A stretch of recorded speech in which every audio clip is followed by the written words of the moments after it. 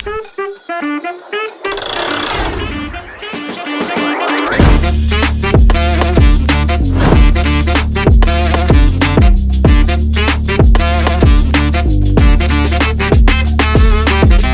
bu bog'chani ko'rib, yoshligimga qaytgim keldi. Haqiqatan bu bog'cha emas, bir sanatoriyaga ham o'xshaydi. Tuz g'ori ham bor ekan, tasavvur qilinglar. Har tomonlama bog'cha menga yoqdi. Bolalar bu yerda 7 kun har xil mashg'ulotlar bilan shug'ullanar ekan. Hattoki robotlar bilan ham ishlar ekan. Robotlar bilan ko'rib hayron qoldim.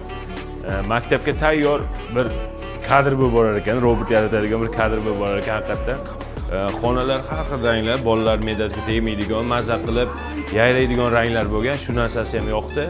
Keyin oshxonalari restoranga o'xshaydi, bir katta restoranga o'xshaydi. Ovqatlanishlari, pitaniyasidan umuman ota-onalar xavotir olmasa ham bo'lar ekan bu bog'chada.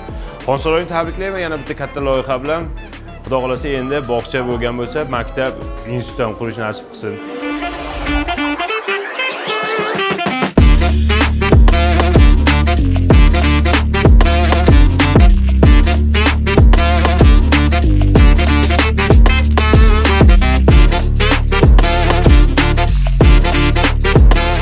Avvalambor Xonsaroy tabriklayman.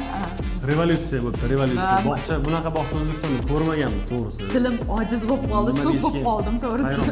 Biz Instagramda ko'rardik, men hayotda ko'rdim, shu bog'cha tufayli ishonmagandim. Robotli shu kuchuklar, keyin yana odamchalar ham zakaz qilishayotgan ekan.